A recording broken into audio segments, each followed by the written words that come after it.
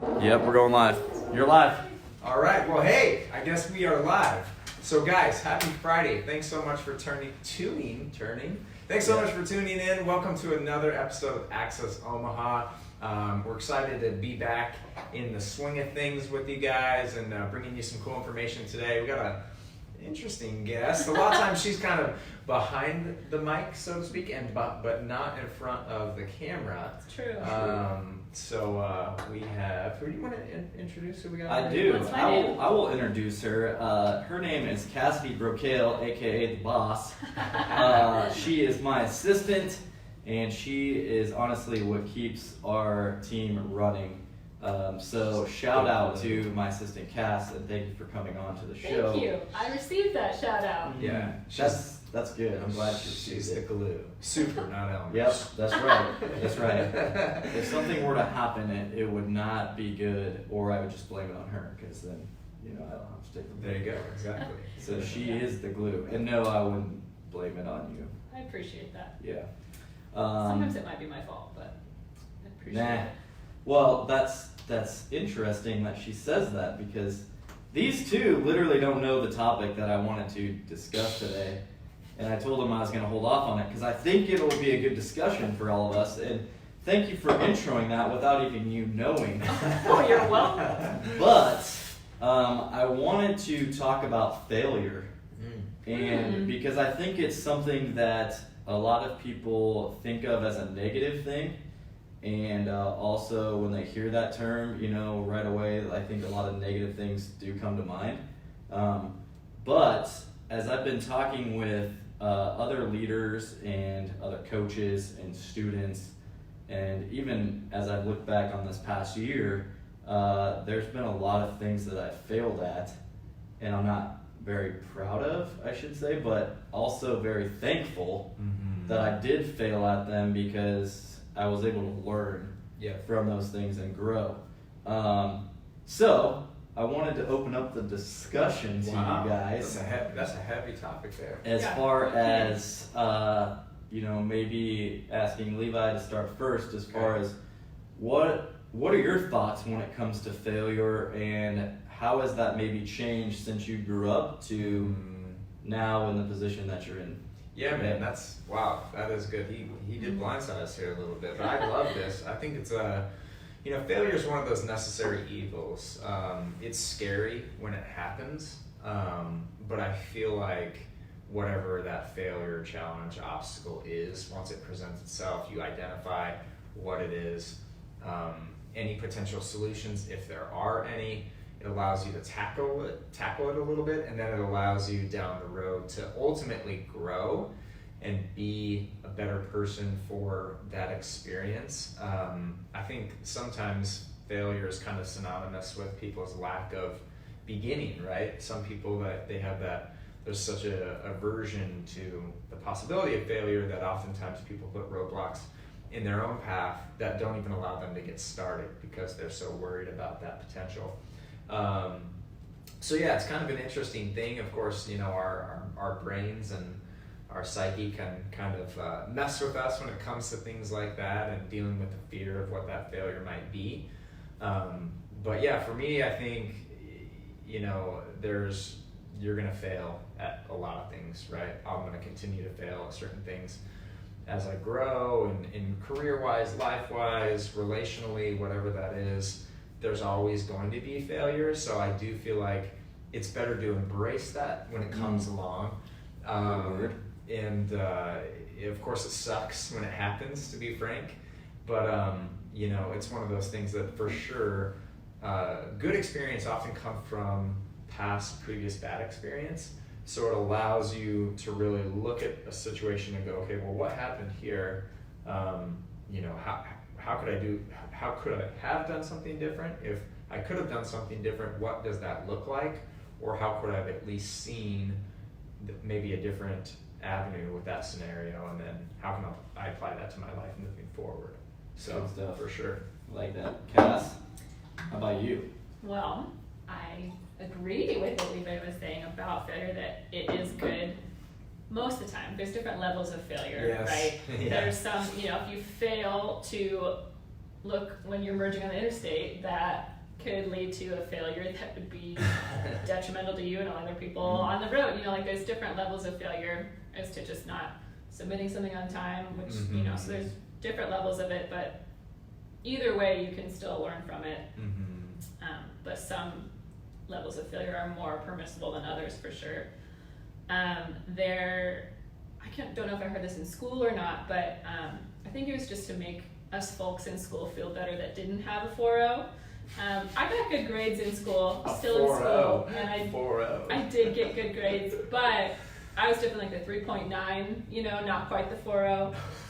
And but I had a teacher one time say, and I think it was like a business class or something, and I'm not sure where this statistic came from. It might not even have been a statistic. Maybe it was just to make those kids who weren't 4.0 students feel a little bit better about themselves, but that employers prefer to have students, you know, like if they're looking at their grades for employment, that have, you know, 3.85, 3.9 instead of 4.0, because that showed to them that they could accept failure and, you know, not always only accept perfection. Yeah.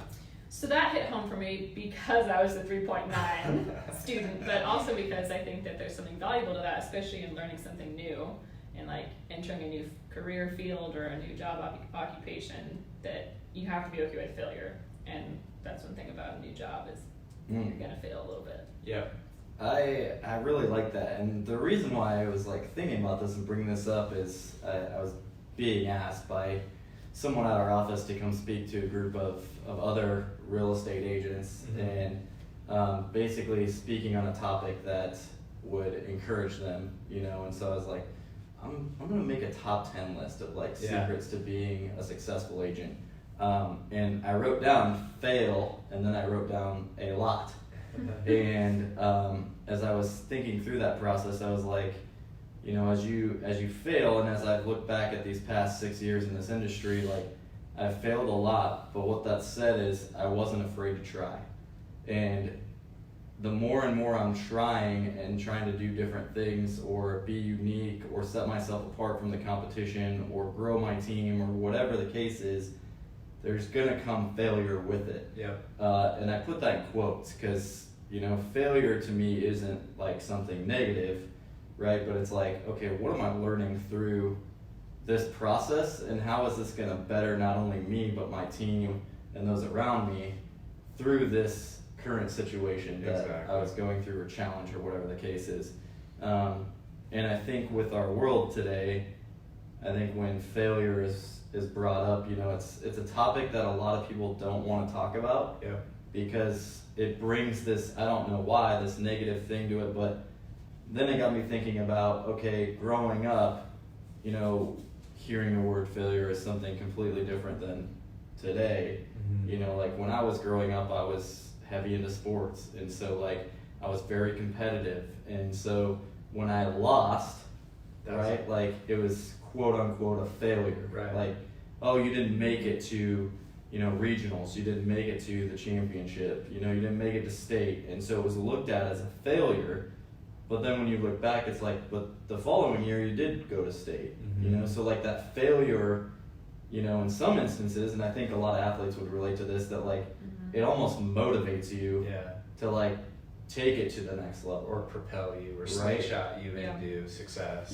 Like I mean, I look at the World Series, for example. I don't know if anybody was following that this year, but the Houston Astros and the Washington Nationals, and for those of you that don't know, the Washington Nationals won in 7 games, but no home team won a game this year. Everybody won on the road. And it's an interesting statistic, because you're like, how in the world, like there's no home field advantage there. But how in the world does that happen? You know, and then as it did happen, and now it's like Houston got to watch, you know, Washington win on their home turf and in their stadium, and it's like, what is that going to do for them next year? Like, is that going to motivate them to see that? To be like, okay, was it a failure? And in my mind, I'm like, you made it to the World Series. Like, that's not a failure. You know, somebody's going to lose.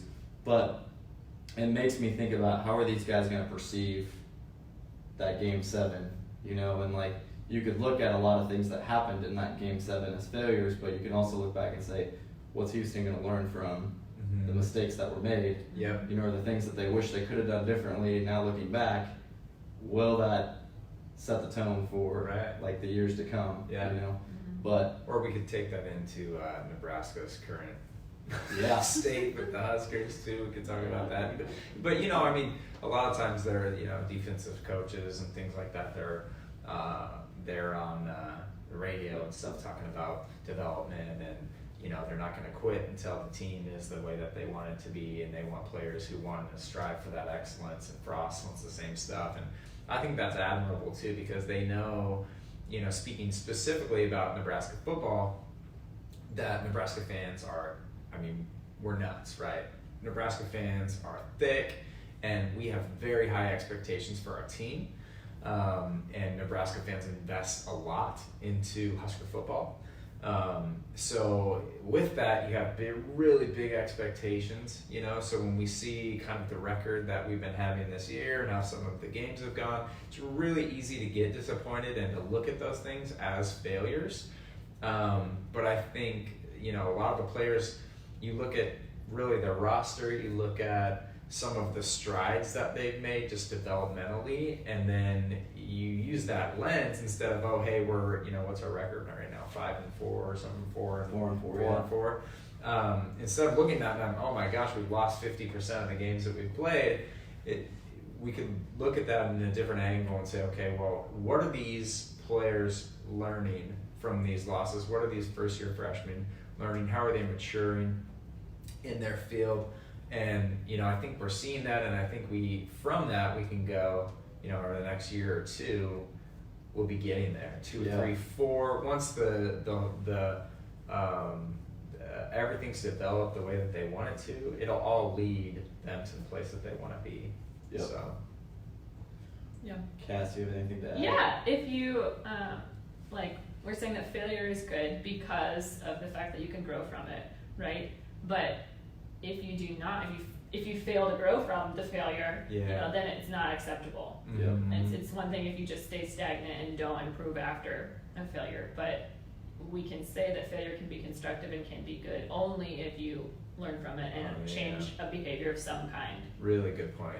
Yep. Yeah. Thank you. Mm-hmm. I like that. See, that's why she's my assistant. She's Yeah, you have to recognize the failure. You know, that everybody talks about, quoting Einstein, the definition of insanity is doing the same thing over and over and expecting a different result. Yeah. So, you know, if you keep creating the same failures and the same habits and keep running into the same challenges, at some point you have to recognize what the common denominator is and say, okay, well, maybe I need to self-reflect and look at this a little bit, restructure how I do things, and ultimately try to achieve a better result for myself and life, career, whatever that might be. Yep.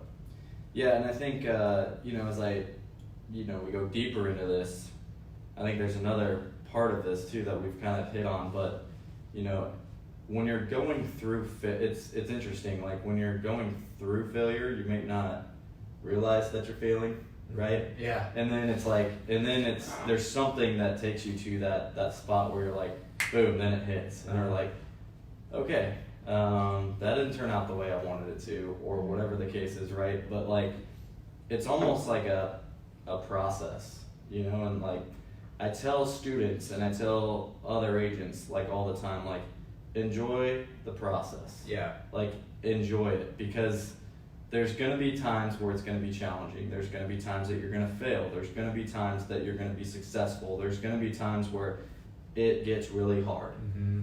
But like, if you pursue through that, right, and you enjoy the process along the way, you know, it's all like perspective, right? Yeah. Like, it's okay, I'm really being really challenged right now, and things aren't going my way, and there's a lot of people that will quit, and there's a lot of people that'll be like, screw it, I'm done, I'm not dealing with this anymore, because it gets hard, right? Yeah. But for those that continue to pursue the process and understand that, like, okay, I'm gonna fall down, but I'm gonna get back up again. Right. And if I fall down again, I'm gonna get back up again. Yeah. And you just keep going, and it's like, those are the people that become successful, right? And I think in our world today, we look at celebrities, we look at athletes, we look at, you know, successful CEOs, business people, and we're like, there's a lot of people that get into the industry, Yeah. whatever that industry is, and they're like, I want to be like that person, Yeah. right? But they don't realize what takes place behind closed doors. Yeah. They don't understand the blood, sweat, and tears that went into getting to that position. Right. They Oh, see the success, not the failure, and they celebrate the success, not the failure. Right.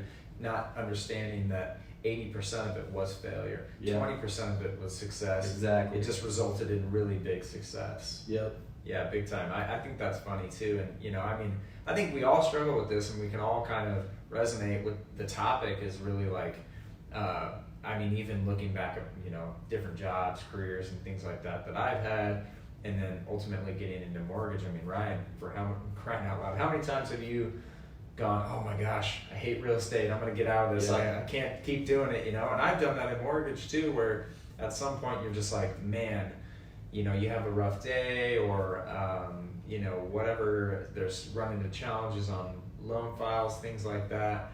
And sometimes there's things that test you. And I feel like those are the moments when you question yourself and what you do and you go, gosh, do I really want to do this forever? Or is this really it for me? I think having those thoughts is a very normal thing, whatever it is for you. It allows you to have a conversation with yourself and self-reflect and go, man, like, why am I feeling that uncertain at this time? Is it just because of this challenge? Is it something else?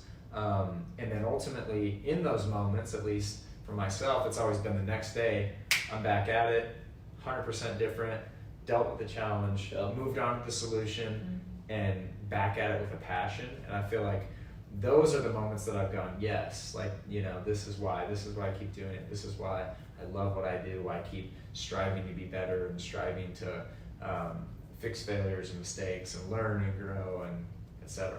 Yeah.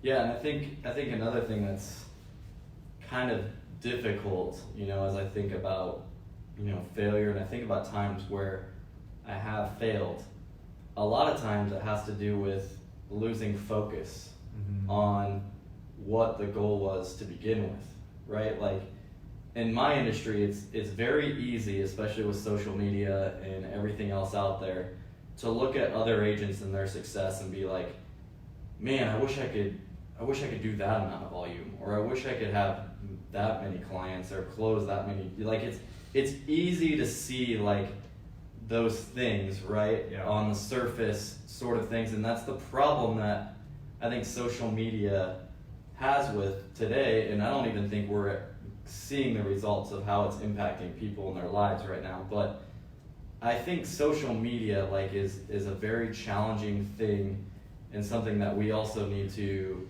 you know, be careful of, because most of the time nobody's posting failures, right? They're posting their successes. Exactly. They're posting, you know, everything that's good that's happening on in their life right now, and they're giving this perception that like, oh, I look at me, look what I've done, and it's like, okay, that's great, but like, what did it take to get there?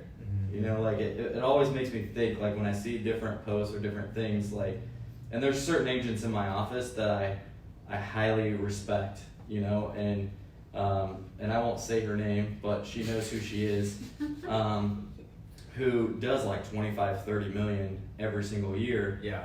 But we've had discussions like outside of, you know, closed door or inside closed doors of like, what did it take to get you here? You know, and she'll share with me like, you know, I didn't get to go out this past weekend with my friends. I didn't get to go out with my family. I was out showing houses. I was out doing all this stuff. So like, but in the end, she has an end goal and she knows what she wants to do to get there. Exactly. And so she's going to have to sacrifice. She's going to have to give up something. She's probably failed a lot, but like she's got back up and she's continued to persevere.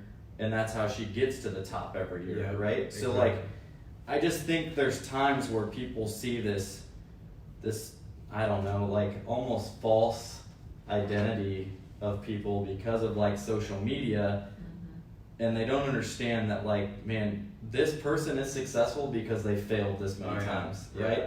And a lot of people don't want to admit that, or a lot of people don't want to say like, well, shoot, if I have to fail that many times to get there, I don't want that. Right. You know, there's very few people that I think get to where they're going to be at the top, or to be successful in their current industry or the CEO or whatever because they were willing to sacrifice to get to that point, right? Or persevere through those failures to get there. That's why I think like 5% of people in the industries are quote unquote really successful, because the other 95 don't want to put in the time or the effort or the energy or there's that or aversion whatever to get there. failure. Yeah.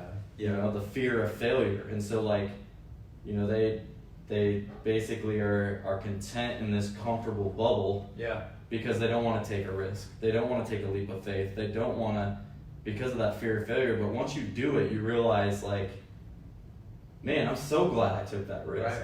I'm so glad I got to that point. You know, for circumstances for me, it's always been, you know, to that point, I've always been like, man, I'm so glad that I did that, and gosh, I wish I would have done it sooner. You know, oftentimes that's my response is, it really wasn't that hard once I set my mind to it and I got it done, or I decided to do it.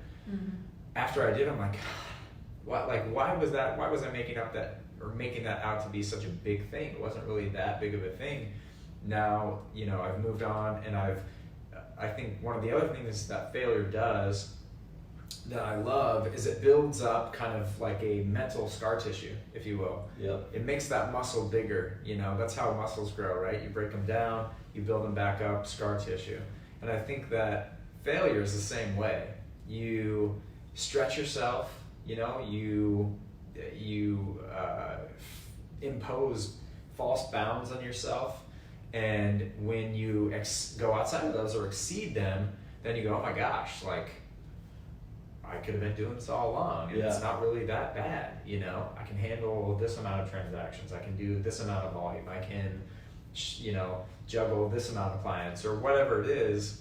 I think it's been very powerful as far as a learning, a process of learning, I think, and growing, because then you're like, it allows you to go, well, what's next? If I've done that and now I think it's easy, and I used to think it was impossible, but now I've done it, like, what's next? You know? Which I think is like, one thing that I learned from going to, you know, I took my team to Nashville not too long ago. We went to Jared James Advanced Conference. Nashville, shout out. And, you know, one thing that I learned there, Jared was giving an explanation of, you know, the excuse that people use that, well, you only have 24 hours in a day.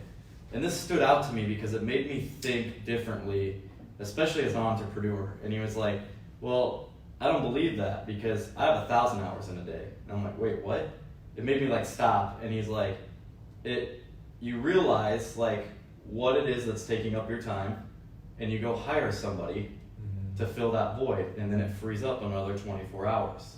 And then it frees up another 24 hours, right? And so like this problem or this fake thing that had been perceived for so long, like, well, there's only 24 hours in a day, so make the best use of, like, that's where he was like, yeah, I'm gonna make the best use of my time. So I'm gonna figure out the things that like I hate doing, and I'm gonna pass them off to somebody else and make sure that it gets done, and probably gets done better than what I would have done. And then I'm gonna go focus on what I do really well and move forward with that. And then if I need more time, I hire on another person to help me with some of those things. And it just made me think like just completely differently as far as, you know what, there's really a solution for every problem. There is. Like, but we tend to stick like exclamation points on things where we're like, oh, well, you only have 24 hours in a day, and you believe it. But like someone like Jared was like, no, I don't think that way. Like, I'm gonna think, how can I expand that 24 hours, right?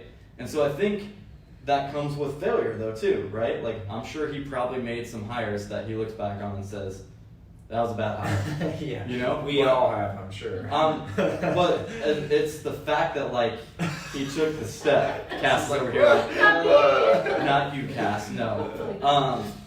But we've all taken the steps where, you know, if you've been in that boat where you can relate to that and be like, but then what happens, right? Some people make that hire and it was a bad hire, and then they don't go hire somebody else, right? And then they're caught in this like whirlwind and this loop and this constant like, you know, struggle of trying to make ends meet. And it's like, well, you need to go hire that person. Well, I tried that, it didn't work.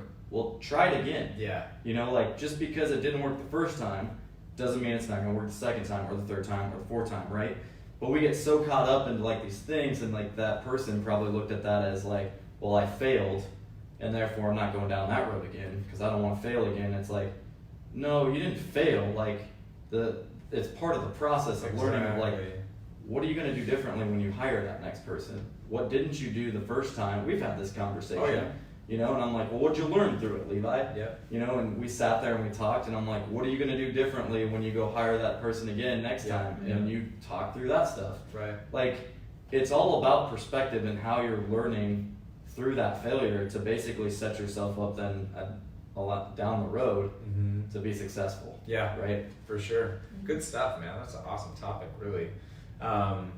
Guys, curious, we can't live respond to you now because we have Cass typically who's operating the camera on screen today. So, but I'm curious to hear some of your failures. If you are open to posting them, post them down in the comments, or if you have any responses to some of our comments about how failure has helped you grow, or maybe how it's impacted your life, even in a negative or a positive way. Let us know. We're anxious to hear some of your feedback. Feel free to comment down below, or shoot us a message if it's something that you don't want to share out there in the public. You can shoot us a private message too, and we'd love to hear some of your thoughts and how that's impacted your life. I really enjoy having these conversations, as you can tell. Yeah. And it's interesting, like just talking with, different people here lately, where they've pulled me aside and they've said, hey, can we have maybe set up a time once a month or whatever to maybe have these types of discussions? Yeah. And I'm like, yeah, absolutely. Like, these are the types of things that I think help, one of my favorite Bible verses, shout out Bible. Shout out Bible. Shout out Proverbs 27:17, as iron sharpens iron, so one man sharpens another. And I think the importance of that and knowing that is if you're constantly looking out for that type of, camaraderie, accountability, whatever you want to call it, it's like, man, I want to get in a room full of people that have failed, have been successful, that are always constantly looking to better themselves and better those around them, to then surround yourself with those types of people. And I feel like these types of discussions need to be had and not something that are shied away. Yeah, exactly.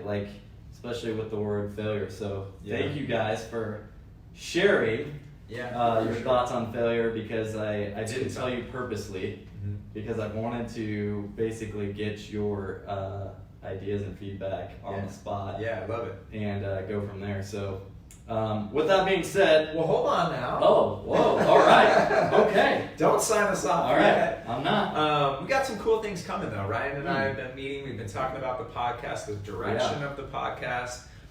You guys, of course, the audience, those of you who do turn in, even if it's just for a couple of moments or a few minutes, we really appreciate you guys following us, joining us in this journey.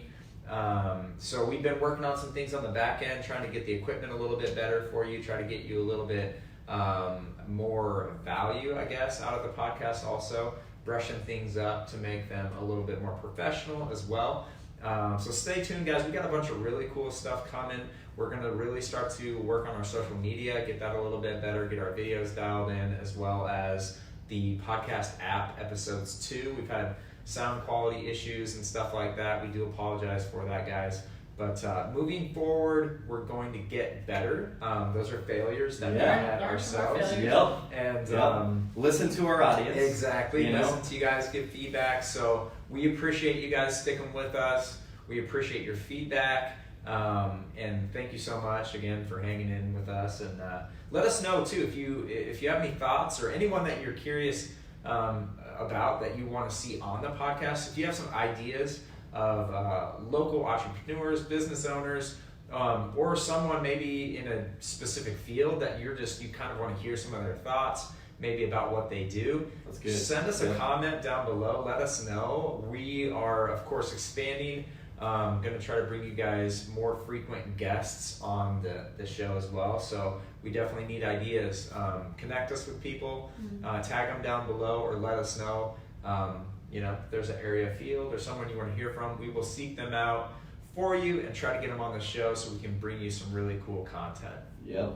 and with that too, I know that we've kind of talked about this too, but a lot of people show interest in obviously the industries that we're in, right? So a lot of people are like, well, I wish you would talk more about, because when we first started out, it was, we talked a lot of real estate, we talked a lot of mortgage. Conversation corner, Oregon. Yep. So that's another thing that we've really talked about, and I think the both of us agree that we need to push some more content out there to our audience. And so whether that's me starting a specific podcast that's geared towards real estate, and you guys starting a podcast geared towards mortgage and that kind of stuff, it's in the making. So know that you guys, we appreciate your feedback. We appreciate that kind of stuff as well. That yes, we know it's something we need to do. In fact, we're trying to set that up for season 2. Yes, of going into Access Omaha, but then also potentially providing some